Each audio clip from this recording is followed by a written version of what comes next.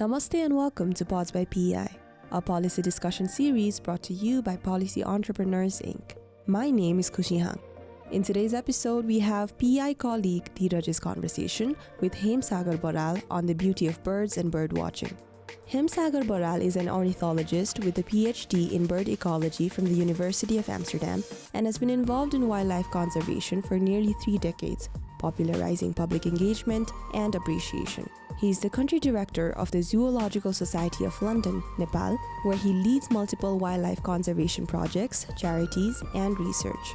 In this episode, Dheeraj and Sagar explore the art of bird watching and the immense opportunity for it in Nepal. The two then recount their experiences as avid bird watchers and observe changes, especially the decline in population.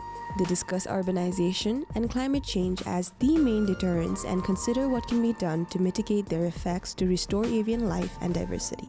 We hope you enjoy the conversation. Hi, welcome to Pods by PEI. How are you doing today? I'm good. Dheeraj, how are you? Very good. Okay. So, to begin our conversation, let me ask the obvious question. How did you become involved in nature and conservation?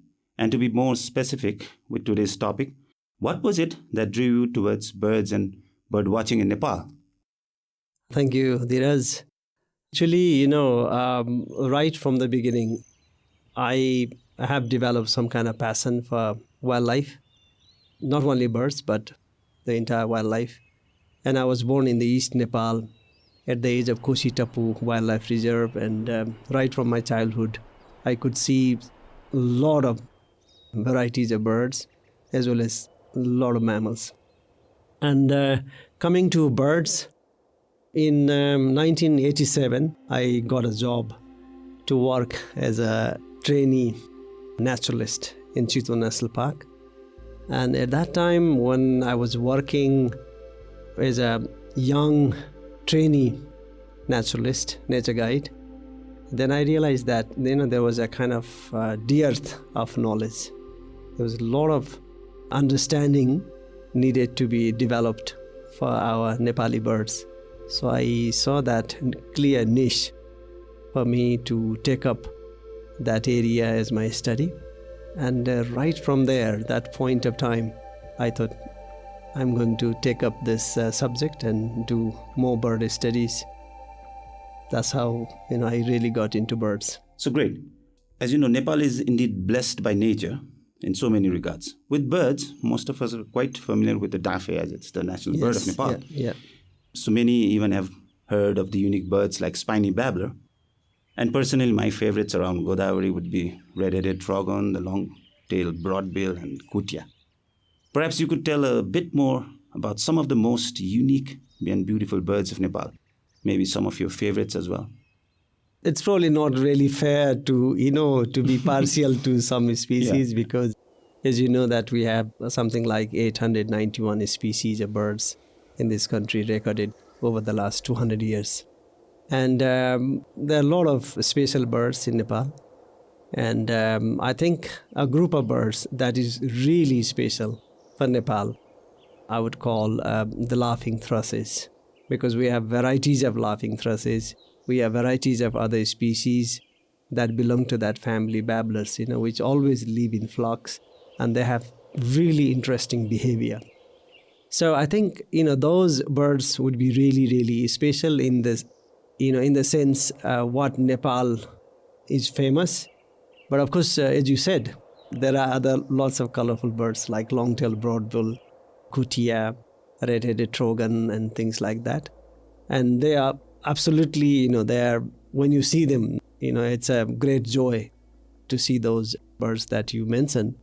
And personally, there was a time that, I was studying so much. Then I fell in love with a bird called ibisbill. So ibisbill is a kind of unique and enigmatic Himalayan wadder that breeds in the glaciated valleys of the high mountains during summer. And in winter, when it's cold, it winters in the foothills of the Himalayas, where the river makes braided channels and river has shingle banks. So I think that still is probably my more loved, more liked bird than anything else. Talking about ibis bill, I remember being engaged in some type of campaign to preserve their habitat. So how are they doing now? So basically, yes, we did some studies, some campaign to protect the wintering habitat of ibis bills, because where they winter, there's a lot of gravel mining and sand mining, and that has really threatened the wintering habitat for ibis bills. So the status of ibis bill is it's nationally threatened within the country. But, like ibis bill, there are also many other species that have declined. Nearly 168 species that are on the list of threatened species list. So given your long experience in this sector, I'm sure you have many stories to tell. I know you worked with folks like Caroline Skip, a local birding icon, and the author of Nepal's most famous bird book, Birds of Nepal, and to which you are also a co-author. You also assisted President Jimmy Carter, a keen bird watcher and a frequent visitor to Nepal. Can you tell us some of the most memorable bird watching experiences you've had over the years? Thank you, Dheeraj. I think in the field during those years, I have had a lot of wonderful moments. And usually, we get really excited when we see a new event. For example, something that was not known to the birding or the ornithological fraternities. So those moments are very precious. When we find a new species, new record for Nepal, those moments are very memorable and something very precious. So I can recall, like finding a couple of species, 2 new species from Suklaphata within a week's time. So that, I think, was probably one of my most memorable event during my ornithological career. I was collecting data for my PhD and I chose to work in Suklaphata National Park. And there I found one species called singing lark and the other species yellow weaver, both new species, never been recorded in Nepal. And the latter species, the yellow weaver, was even globally threatened. It was endemic to India, a bird only found in India. So I think those were really memorable events, finding new species. Then, of course, in 2016, I think, I found this, together with other colleagues, of course, a bird that was long thought to be extinct from this country for nearly 170 years. It was thought to be extinct from this country, red-faced Leocichla. And that was, we found that in an area that was quite well bird-watched. There were a lot of other birders that had been there, stayed there, done some kind of exploration. And we were very, very thrilled that, my goodness, this small piece of jungle has this red-faced Leocichla, thought to be extinct from Nepal. 170 years back was the last record. So those moments were really, really precious and memorable and something I cherish. There are many moments like that, Dheeraj. I think we really don't have the time to explain some more. But I'll just add here that Jimmy Carter, you mentioned, and I had the most beautiful mornings, 2 beautiful mornings in Fulchoki, taking him close to your place, your territory. Right. So we had 3-4 hours birding, and President Carter and I could talk to him as, just like I'm talking to you. He was such a simple, down-to-earth, man, very much a family man. So we talked about birds when we were in Fulchoki. Then the long, motorcade was coming back to Salty.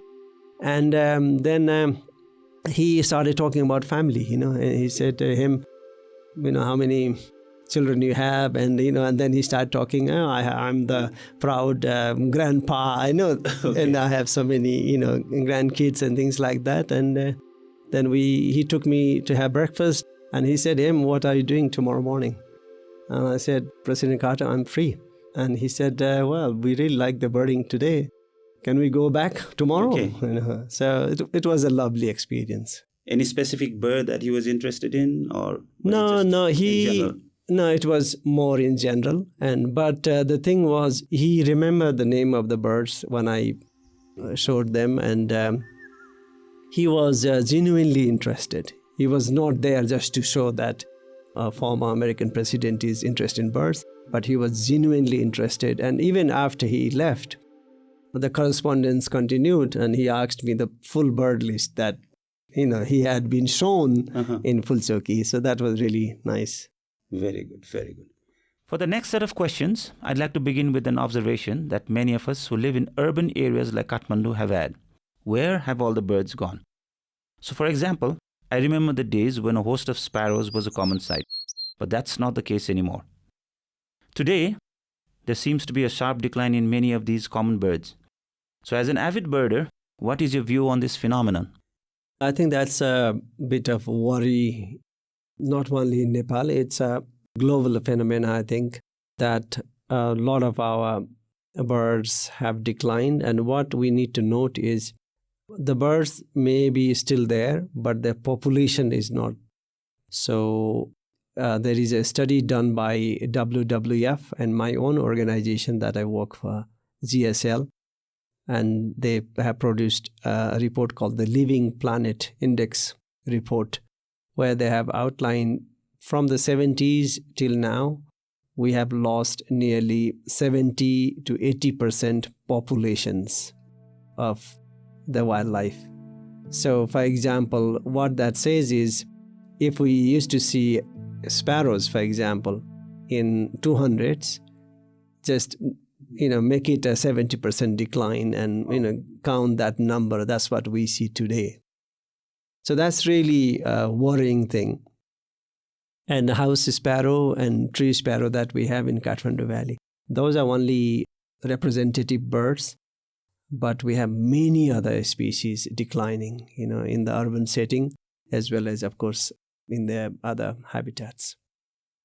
Is there any specific in which why the population is declining? Well, the biggest threat to birds has been the loss of habitat. And then there are other threats which are directly impacting the population of the birds also. For example, hunting, trapping, killing, poisoning, those kind of things. And one thing that I must mention here is climate change. Climate change is affecting our birds in a very... Let me stop you there. We'll come to that as well. Okay. So there's another bird that I keenly wanted to discuss with you is the vulture. So this particular bird probably does not fit into what many would define as being a beautiful bird, and even reviled for feeding on carcasses. Culturally, they are even considered as signs of ill omen, right? So can you tell me briefly the role of vultures in our ecosystem? What kinds of vultures are found in Nepal, and what is the reason behind the sharp decline in their population? So vultures are one of the largest birds of prey in the world. And if you look at the species richness of Nepal, there is no other country in the world that has more species of vultures than Nepal.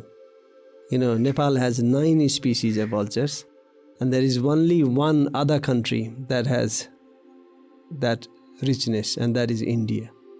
But India is much bigger than Nepal in geographic, in the land coverage and things like that. So that richness we have in Nepal. And the vulture numbers also were really in millions, talking about pre-80s, pre-90s scenario. And vulture numbers really flourished, especially in India and Nepal, mainly because of the cultural practice that we have.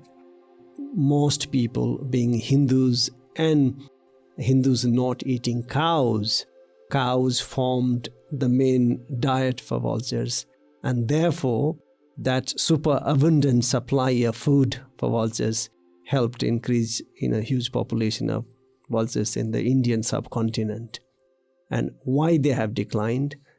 They have declined because in the late 80s, there was a drug that was introduced in Indian subcontinent called diclofenac, which is a drug which comes under the non-steroidal anti-inflammatory drug category. And that drug was slowly killing the vultures without conservationists noticing in the beginning. But of course, when the numbers really fell down from 99% decline for some of the species, so then conservationists noticed it, and 3 years or 4 years of research found out that it was a drug that was killing our vultures, decimating the entire population, and really scary situation. On that note, since you're also involved in some of the conservation efforts, can you also tell us what is being done to protect these vultures? So basically, when the vultures were declining and diclofenac was found as the culprit for that huge decline of vultures, then there were a lot of different approaches taken for conservation. One is the awareness, of course, awareness and education to the communities, who are providing food to the vultures. Then the second was we did not know whether the vultures would survive in the wild. We just keep on watching, keep on monitoring them, and eventually they may be disappearing from the nature. Therefore, what we did was we captured some of the wild stock and we put them in captivity so that we can breed them in captivity and keep us, stock, just in case the entire population is wiped out from the nature. So that was the second measure, establishing conservation breeding center, as we say. And then the third was because there was diclofenac in the environment, we did research on safe alternative drug. What can be given as drug to the cows, and that when the cows, in spite of being treated, if they die and the vultures feed on that body, what would be the safe alternative drug? A replacement. Replacement. And that research showed some of the drugs were safer to vultures, and we promoted those drugs. Actually, what we did was we were swapping the stock of diclofenac in shops. Us buying, we bought meloxicam, which is the safe alternative drug, and then we gave meloxicam to shopkeepers, and we took the diclofenac, and we just destroyed diclofenac because the fear was that vultures would continue to decline. So those, 3 or 4 measures were done.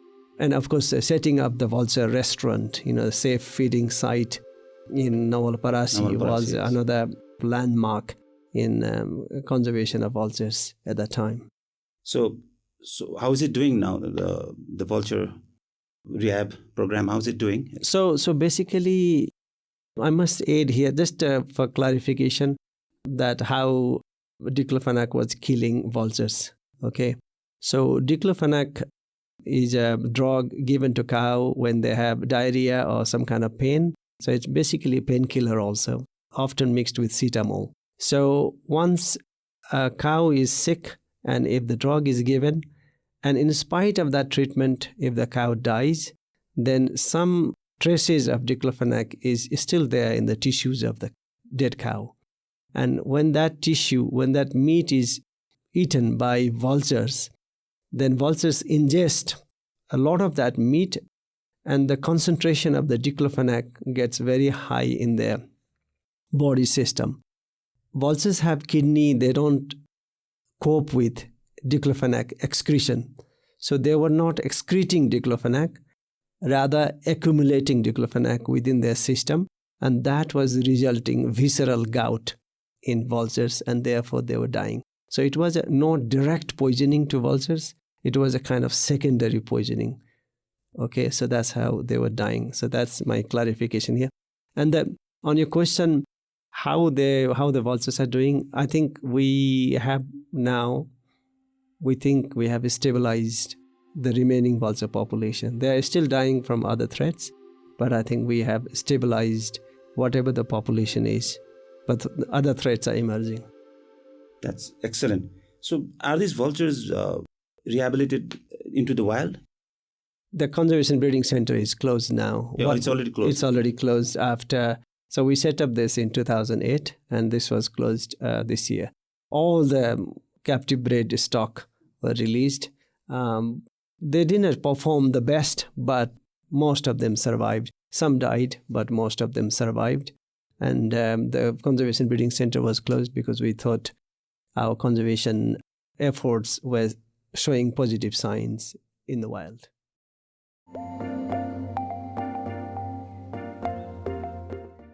Hi there, this is Soumitra Nipane from Policy Entrepreneurs Inc. We hope you're enjoying Pods by PEI. As you know, creating this show takes a lot of time and resources, and we rely on the support of our community to keep things going. If you've been enjoying the show and would like to help us out, we'd really appreciate it if you could become a patron on Patreon. Patreon is a platform that allows listeners like you to support creators like us with a small monthly donation. Your support will go a long way in helping us continue creating high-quality content for you. So if you're interested in supporting our show and becoming a part of our community, head on over to Patreon and become a patron today. You can find us at patreon.com/podsbypei. Every little bit helps, and we can't thank you enough for your support. Now let's get back to the episode.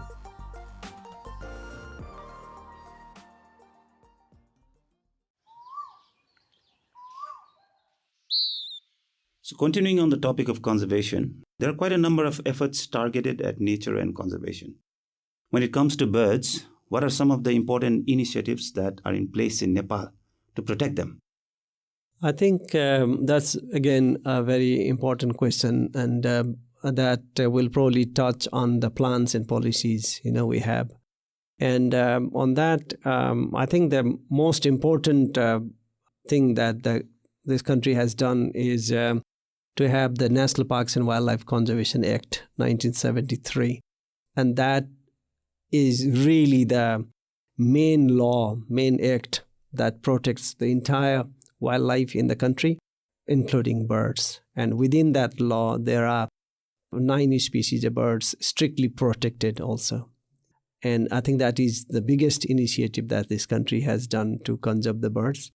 Then there are other plans and policies also. Within that act, we have followed some guidelines and we have produced some species action plans for threatened species. For example, Bengal florican is very threatened species. So we have produced Bengal florican conservation action plan. We have produced vulture action plan. We have produced pheasant action plan. So those are also guiding document for conservation. Then the Bird Conservation Nepal, the oldest bird conservation organization in the country, they have produced a document called Important Bird and Biodiversity Area, IBAs they call it. In 2005, when they produced, it was 27 IBAs in Nepal, including Fulchoki as one of the IBAs. Then now there is another document coming, and it is documenting 42 sites in Nepal as sites of international importance, very important for bird conservation. So I think these are the important documents and policies in place for conservation of birds in Nepal. That's good to know. So I'm sure conservation efforts are not without their challenges. So can you speak to some of the obstacles that conservationists are facing in Nepal, and maybe provide a few examples how they are working to overcome these hurdles? There are a lot of hurdles for conservation, bird conservation. The main problem I see is, I mentioned about that act, which was promulgated in 1973. But at the same time, what happens is we have other acts, and they conflict with this act. We have Development Act. We have acts in development sectors. There are other ministries which are very keen to develop roads, develop hydros, develop power lines, develop canals and huge airports, large infrastructures. And there is the conflict. So there is no integrated policy, for development. An integrated policy would look after welfare of people and wildlife at the same time. And that is lacking. And that is probably the biggest hurdle that we have in the country for conservation of birds as well as other wildlife, environmental conservation as a whole. Right. So for my next question, I'd like to get to the topic of climate change now. Given the growing awareness of the far-reaching effects of climate change on various aspects of the world, I think it is important to know and understand how it's affecting wildlife, particularly in vulnerable regions in Nepal. So, are there any observable changes or patterns in the behavior, distribution, or population of birds in Nepal that can be linked to climate change? Yeah, absolutely. Climate change is obviously something that's going on for a long time. And the change that is brought by climate change is not specific to one species, but it's the entire environment, where we live and where also there is wildlife. And we have seen some changes in the behavior, in the distribution, in the status of different species. And now coming to birds, what we have seen is some of the species, for example, which were only found in the lowlands, lowland living species, now they are also being found slightly higher up in other valleys. For example, in Pokhara, we have seen a couple of species really growing up, their population really booming. Little cormorant, purple moorhen, and yellow bittern, these kind of species just going up, the population. And similarly in Kathmandu Valley also, we are getting birds from the lowland. They are establishing well, and they are establishing well without us aiding them. And that's happening because we think because of the climate change. For example, the greater kukal is being more frequent here, which used to be a rare thing. Yeah. And then we have once or twice we recorded things like Aeschiprinia, which is mainly a bird of the lowland. And that again has appeared a few times in Kathmandu Valley. So, there are visible changes in distribution, but also behavior, behavioral changes. The way the amount of cuckoos that are arriving in Nepal is less. And I guess cuckoos breeding is affected also because of the climate change, because cuckoos are very much, all the cuckoos feed on the caterpillars and things like that. And climate change is affecting the way the emergence of caterpillars, from the egg. And that is the main food source for cuckoos. And if cuckoos breeding and emergence of caterpillar doesn't coincide, that brings breeding hazard for the cuckoos, and their population may not go up, decline if the breeding is unsuccessful. So, these kind of changes we are already seeing. Some birds are benefiting from climate change. They can adapt, but those birds are very little. Small number of species only, they can be more adaptable. But whereas other species, most other species, because they require their specific habitat and the food they depend on, it is very difficult for them to cope. For example, house crows, they will cope fantastically, even in the event of climate change. Right. So has this been affecting migratory birds like coming in from Siberia? Yeah, I think that is quite an important aspect, effect of climate change on migratory birds, their migration route, the timing of coming and going, for migratory birds, that's been, being affected. Some birds are reluctant to go back now, Okay. so they have decided to stay. And also the length of migration they used to do, that is changing rapidly. Before they used to perform long migration, some of the species, and these are most of the studies, the knowledge that I'm sharing with you are done not only in Nepal. Actually, very few studies done in Nepal. Mostly the studies done outside Nepal with latest technology available and long-term data.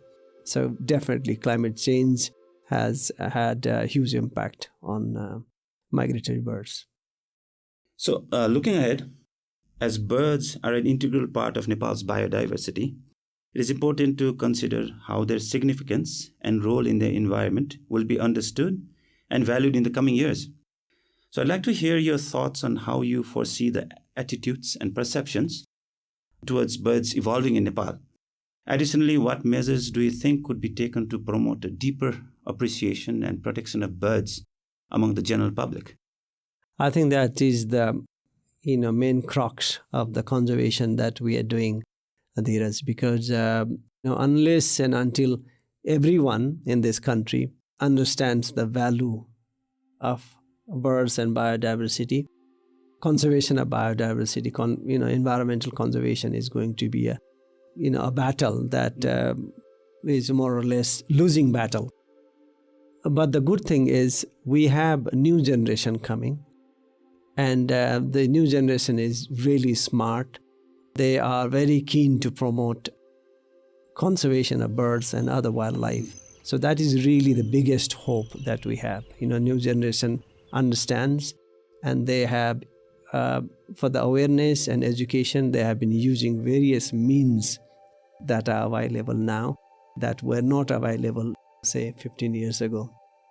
So that is really the hope that we have.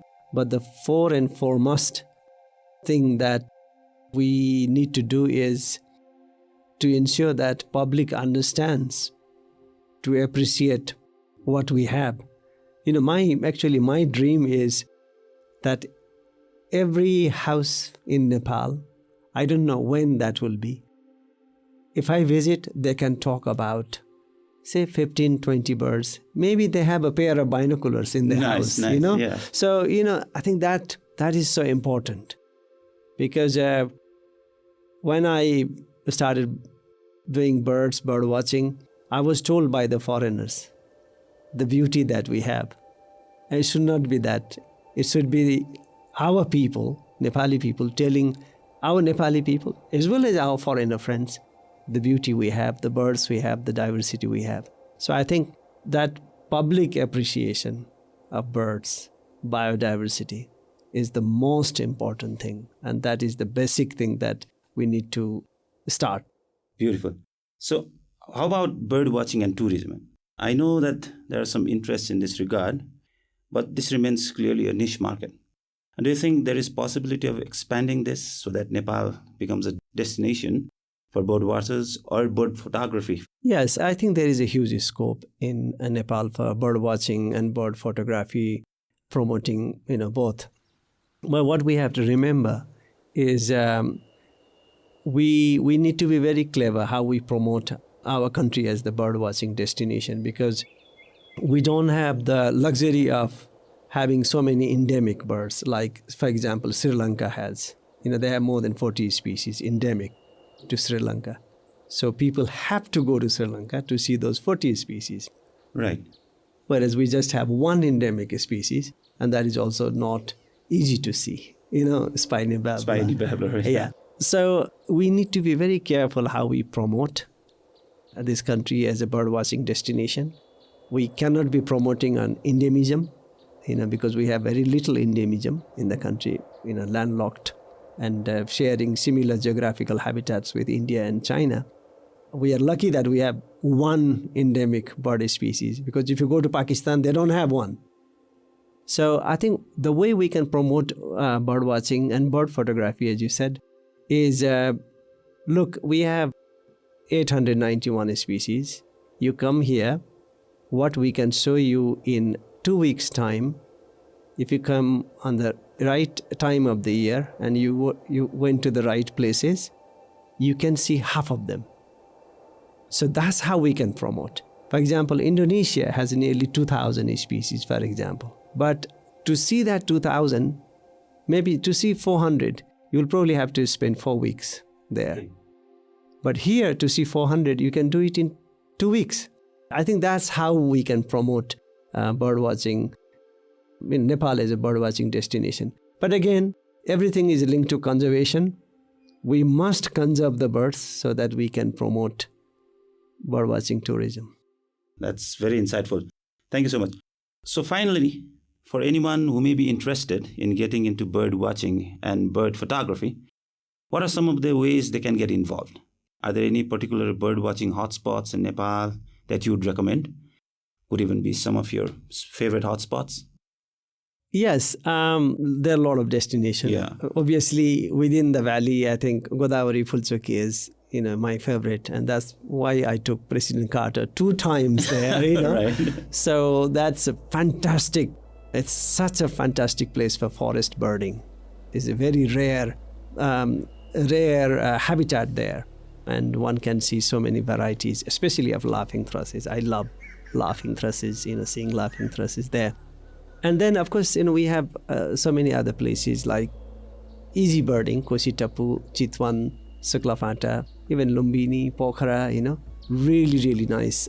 Bardia, very easy birding. And if you are to trekking and that kind of thing, then we have Langtang, Annapurna, Makalu Barun, Sagarmatha, Kanchenjunga, Rara, all these trek areas.